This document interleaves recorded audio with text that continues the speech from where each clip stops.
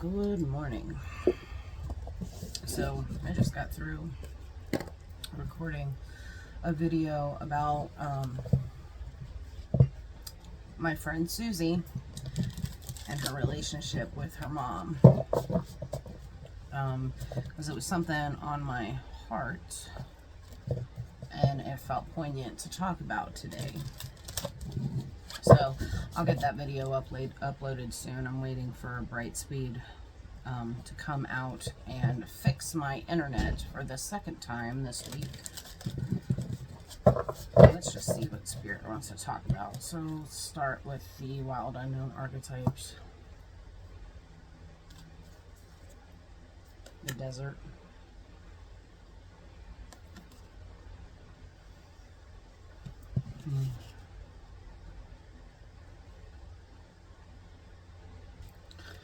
Okay, the desert.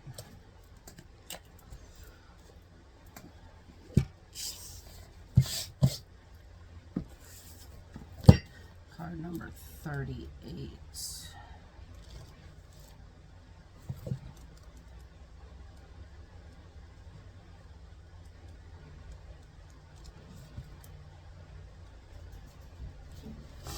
The desert leaves us disoriented, desperate for direction, grasping for meaning, longing for solid ground. For endless miles, we are confronted with a lack of clarity and existential dread. We're thirsty, hungry, pleading with life to get back to normal, to become animated by the simple pleasantries of day-to-day life. The desert offers no such comfort, and all must pass through it. If you can embrace the discomfort of the desert, knowing you will someday reach water again, you can tap into the potent energy of the landscape. Its lights are blindingly bright, and its darks are terrifyingly deep, which makes for unbridled creativity and clairvoyant visions. Truths reside in the desert that otherwise remain hidden. The crows, the shadows, and the coyotes' call surround you. Let the winds and sands work their deep magic, weary traveler. Surreal, strange, unexpected visions, silence, drying, deadening, disorienting, isolating.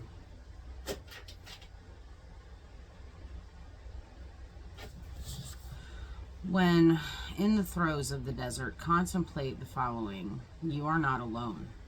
You have more supplies with you than you think. Water is very near.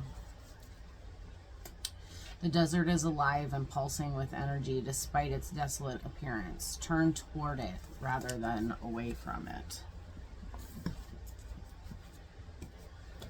Today is April 23rd. 4 plus 2 is 6, plus 3 is 9, and it's the year 2026, which is a 1 year. So today, 9 plus 1 is 10.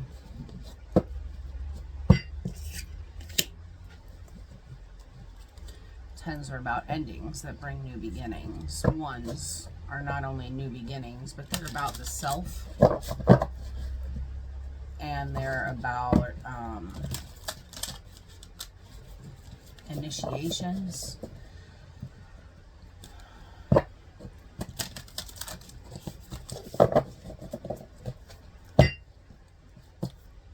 desert. This reminds me of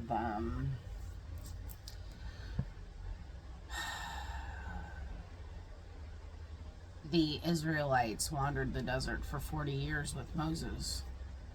And it wasn't until Moses died that the Israelites found the land of milk and honey through the leadership of Joshua.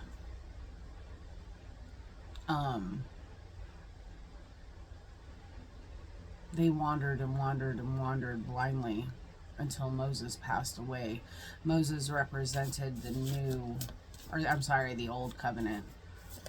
So the old had to die before the new could come.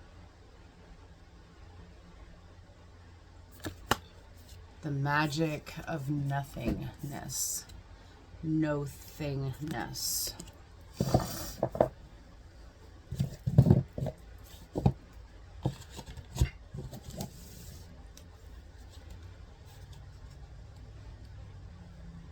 There's a magic to be found in nothingness.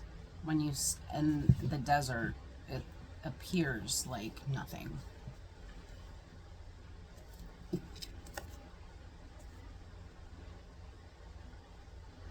There's nothing. There's just a hand reaching out of the sand looking for help. Come on now, lights.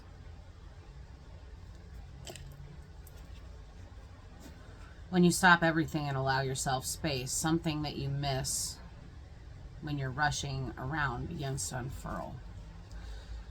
It is the space of creation, the space where an idea can drop in, a problem can be solved, an argument can be understood, or a vision can appear, just like the desert.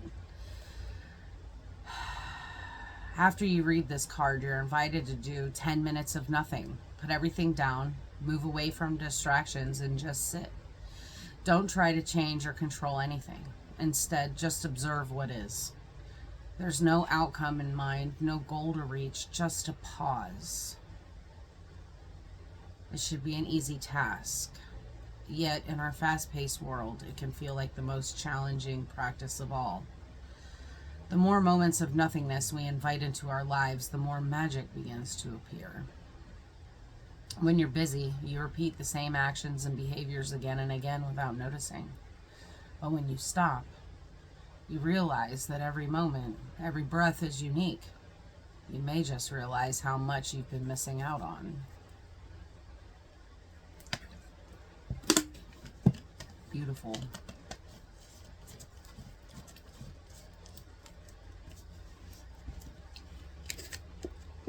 One more card we're going to pull from the Star Dragon's Oracle.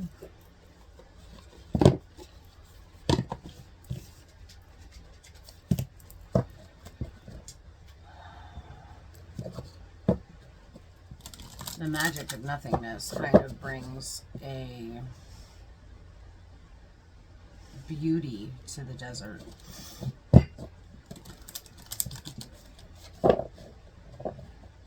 Where, yeah, we can wander out there, but when we embrace nothing, when we embrace the nothingness, when we embrace the lack of water, water appears. What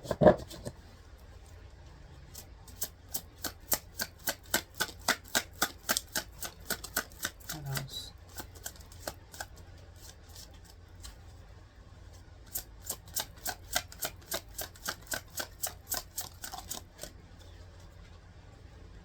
Knowledge.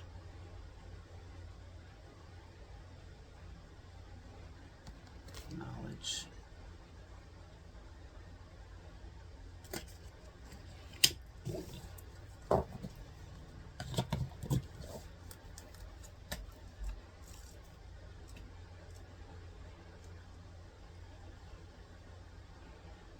Oh, this is represented by the constellation Aquarius. That's interesting. Aquarius is very compassionately detached.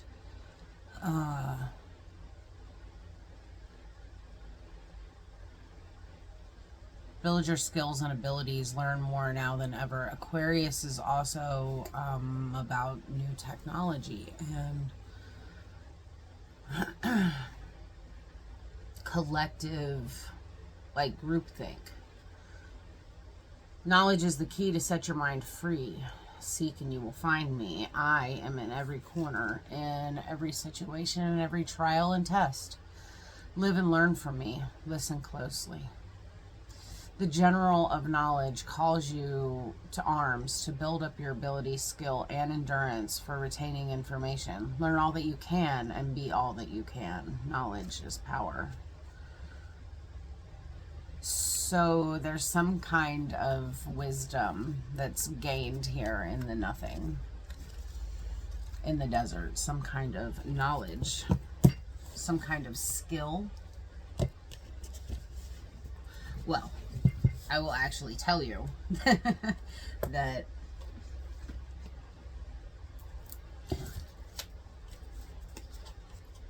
Embracing nothingness requires you to have the ability to be 100% fully present with yourself, to become an objective observer of your own identity, of your own personality, of your own being.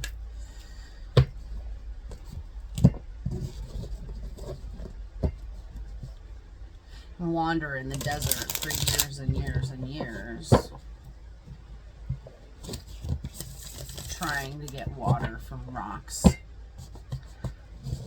But until you can actually begin to sit with yourself and embrace yourself in the nothingness, you can't really get any knowledge from it. So what does the collective need to know about this?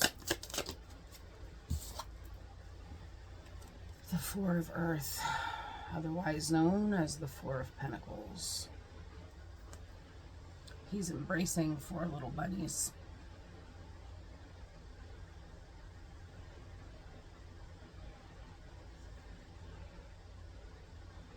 This reminds me of the Mother card from the Wild Unknown Archetypes, this image.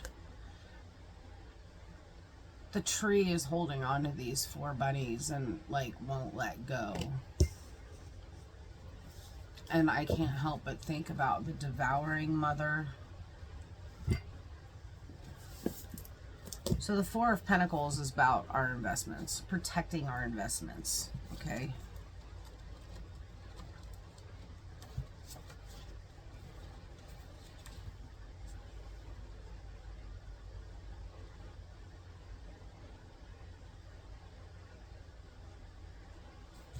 We begin our archetypal story with the mother's love. Through her sensual, fertile, and life-giving energy, all creation takes form. Regardless of our birth story, each of our hearts beat for the first time in the warm womb of the mother, where she offered resources from her body for the building of our own. Yet her tale is not so simple, as the mother, especially on the earthly plane, contains both light and dark aspects of the feminine. With the best of intentions, the mother wraps her loving arms around her creations and begins to grip what she meant to set free. The mother both nurtures and prohibits growth. She gives, yet clings. She creates, yet restricts. Amid this complex energy, the mother holds the key to the eternal challenge of love.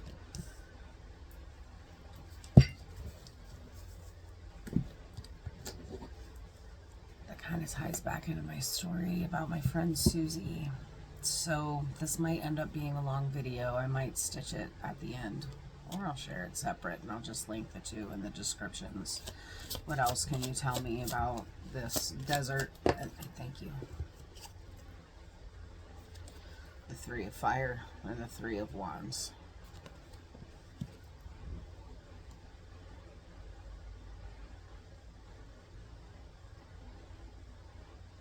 Oh, you have your book in your hand. You're holding a bouquet of roses that's on fire, so your passion. Roses reminds me of the budding of enlightenment.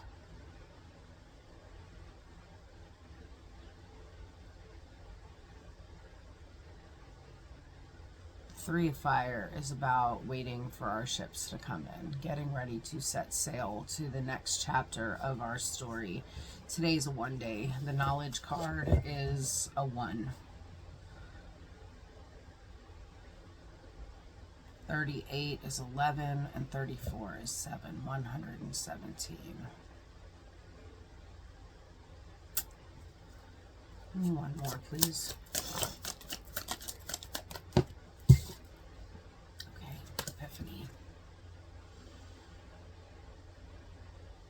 This is the Tower.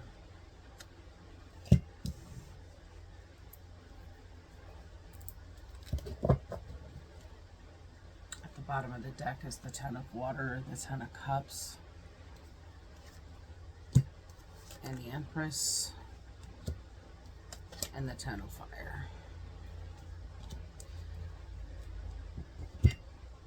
All right.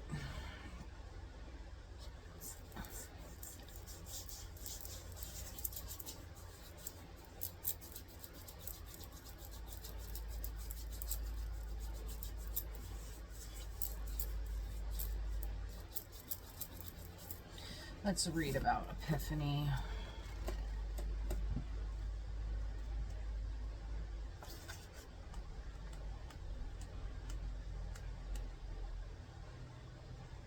I have had a sudden realization that I may not be who I thought I was. Interesting. Yesterday, I posted on TikTok just a short written post about letting go of the roles and labels that we were born into, because that's not who we actually are. We are not the role that we had to play.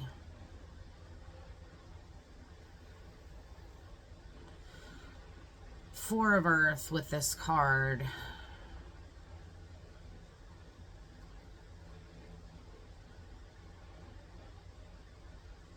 And then tying it back to the mother archetype. The mother will, in her shadow, she will kind of leave us in the desert.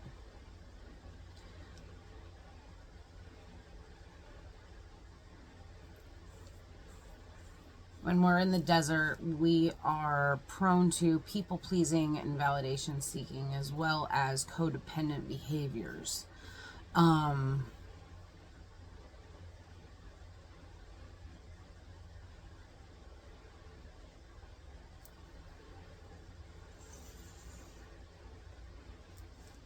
We're fractalized, and we are walking around in an illusion, because we are not the roles that we had to play.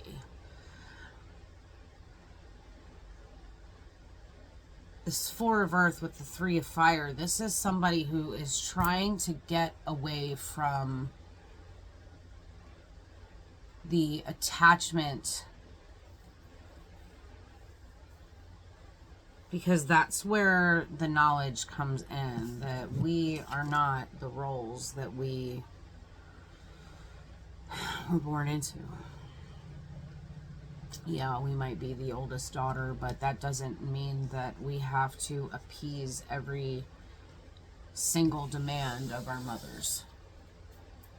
And we're looking to get away from that. The Tower comes in to bring chaos and upheaval to that dynamic. At the bottom of the deck here, we've got abundance. This is the Empress. What does she have to say? I offer cycles of growth and will feed you on your journey with sustenance of mind, body, and spirit. Sometimes there will be scarcity, which is necessary to understand prosperity.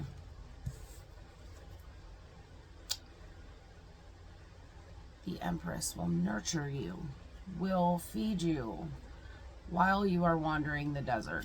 When Ezekiel was in the desert, when he was banished from, that story, God sent the crows to feed him. And he survived on like grubs and little bitty plants, and he will be provided for.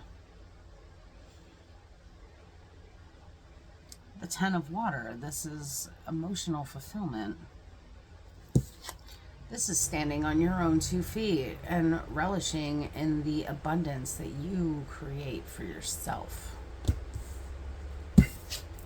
Ten of Fire, because you've let go of the burdens, baggage and bullshit. This is where your knowledge lies. This is letting go.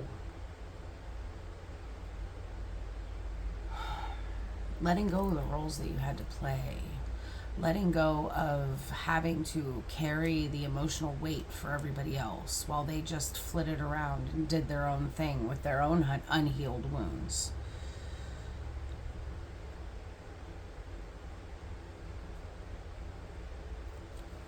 This is standing solid and not burning yourself out.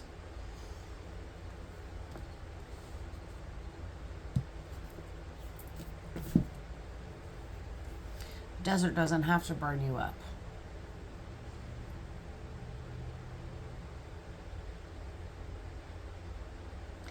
There is wisdom in not identifying with anything. There is wisdom in nothingness. Just being no thing. Just being. There's knowledge there. You'll be able to hear your own higher self again. You'll be able to talk to God again. You'll find inspiration in the smallest of things, and you will start to recognize the unhealed wounds and fix yourself. 3 of Earth.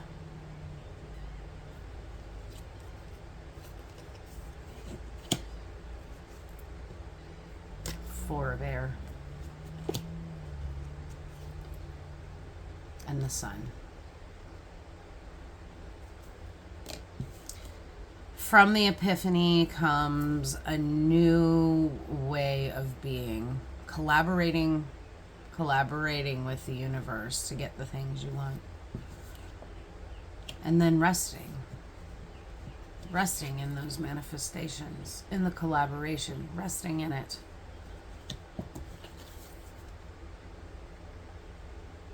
So that you can see the enlightenment. This is the year of the fire horse, and here you go.